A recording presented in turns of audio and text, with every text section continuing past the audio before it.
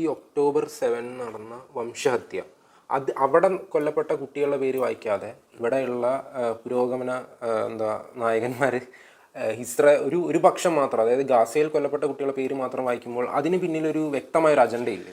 ഞാൻ പച്ചയ്ക്ക് പറയുന്നതെന്ന് പറഞ്ഞു കഴിഞ്ഞാൽ അവരാ വായിച്ച കുട്ടികൾ മരിച്ചു എന്നുള്ളതിനൊരു തെളിവില്ല.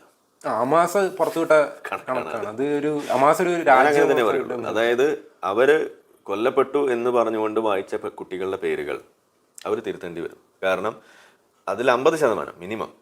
അല്ല, പക്ഷെ അതെങ്ങനെ തിരുത്താൻ? അതാ ഞാൻ പറയുന്നത്, അത് മിനിമം മരിക്കാത്ത കുട്ടികളാണ്. ഇത് ഒരു ചിലപ്പോൾ വിവാദമാകും എന്നൊക്കെ വേണമെങ്കിൽ പറയാം, പക്ഷെ അതങ്ങനെ തന്നെ ഞാൻ പറയുള്ളൂ. കാരണം മുന്നേ തന്നെ പല തവണയും കണക്കുകൾ തിരുത്തിയിട്ടുണ്ട് ഇവർ. 2024 മെയ് 6 കുട്ടികളുടെ കണക്കിത്ര, സ്ത്രീകളുടെ കണക്കിത്ര എന്ന് പറഞ്ഞ് കൊടുത്തിട്ട് പേരുകൾ ആവശ്യപ്പെട്ടപ്പോൾ, പേരുകൾ കൊടുക്കുന്ന അവസ്ഥ വന്നപ്പോൾ പിന്നെ നമ്മൾ UN കണക്ക് പുറത്തു വരുന്നത് കാണുന്നത് അതിൽ 50% പേരുകൾ കട്ട് ചെയ്യുകയാണ് ചെയ്തത്.